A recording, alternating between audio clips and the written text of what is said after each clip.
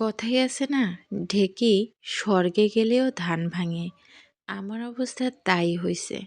আমি যেখানেই যাই না কেন, হোক সেটা বার্থডে বা পিকনিক, খাবার পরিবেশনের দায়িত্ব যেন আমারই থাকে। বার্থডে হলে কেকটাকে সমান ভাগ করে সবাইকে দিতে হবে, আর পিকনিক হলে সবাইকে সমানভাবে তরকারি বিতরণ করতে হবে।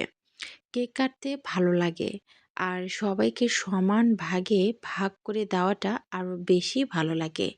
আমি এই কাজটা বলতে গেলে খুব পারদর্শী। কারণ সবাইকে দেওয়ার সময় মাথার মধ্যে একটা জিনিসেই থাকে যে সবাইকে সমান ভাগেই ভাগ করে দিতে হবে। আর এই যে ভাবিয়া দেখছেন, এ এত কিউট, মানে কি বলবো, ওকে এতবার বলতেছি তুমি নাও তুমি খাও, ও খাবে না। ও বলতেছে আগে সবার খাওয়া হবে, তারপর বাঁচলে আমি খাবো। ওরই বয়সী অনেকেই আছে যারা কেক খাওয়া নিয়ে ব্যস্ত, অথচ ও আবার সবাইকে না খাওয়া পর্যন্ত সে খাবে না। চিন্তা করেন কার কীরকম মেন্টালিটি। আসলে শিক্ষাটা পরিবার থেকেই আসে। যে যার পরিবারে যেমন শিক্ষা পায়, সে সেই শিক্ষাই বড় হয়ে ওঠে।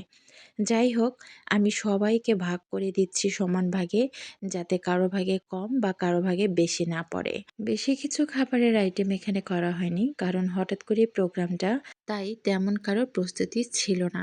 তো সবাইকে ভাগ করে দেওয়া শেষ প্রায়। আমরা এখন কেকের সাথে পায়েস আর একটু বিস্কিট খাবো। ভাবিয়া মাঝে মাঝে বলতেছিল, খালামণি দেখো তো কেউ আবার বাদ পড়ছে কিনা। তো তার কথা মতো আমি আবার চেক করে নিচ্ছি, সবাইকে জিজ্ঞাসা করতেছিলাম যে সবাই পাইছো কিনা পাইছো কিনা। তো আমি তাকে শিওর করে দিছি যে সবাই পাইছে মা, সবাই খাওয়া শেষ, এখন তুমি খাও।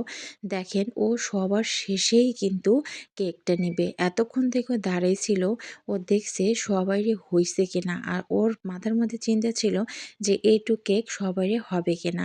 তো মাশাল্লাহ আলহামদুলিল্লাহ আমি সবাইকে এমনভাবে দিছি সবারই হয়ে গেছে। লাস্ট পর্যায়ে এসে সে কিন্তু কেকটা হাতে নিল। দেখেন ও এই মুহূর্তে ফার্স্ট কেকটা মুখে দিল। যাই হোক, সবাইকে কেক দেওয়া শেষ। এখন আমরা যার যার প্লেটে বাটিতে যে যেমনটা পাইছি ঠিক তেমন করে পায়েস, কেক, বিস্কিট খাচ্ছি। সবাই মিলে খুব আনন্দ করেই খাচ্ছি। হয়তোবা এটা খাওয়ার সিস্টেমটা আপনাদের ভালো লাগতে নাও পারে, তবে এটাই আনন্দ। সত্যি কথা বলতে সবাই মিলে একসাথে দাঁড়িয়ে খাওয়া হোক, বসে খাওয়া হোক, সবাই এক প্লেটেই হোক, এটা অন্যরকম একটা আনন্দ। আর কে কী গিফট দিল না দিল সেটা নিয়ে সবাই এখন কথা বলতেছে। কে কী গিফট দিল না দিল সেটা না হয় আমি পরের ভিডিওতে দেখাবো। আজকে আর দেখাবো না। এখন সবাই আমরা খাওয়া-দাওয়া নিয়ে ব্যস্ত। সবাই খাচ্ছি, সবাই মজা করতেছে, অনেক আনন্দ করতেছে। ওই যে বলেছিলাম, যৌথ পরিবারে ঝগড়াও বেশি, আনন্দও বেশি।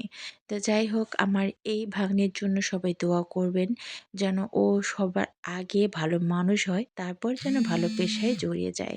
তো সবাই ভালো থাকবেন। আল্লাহ হাফেজ।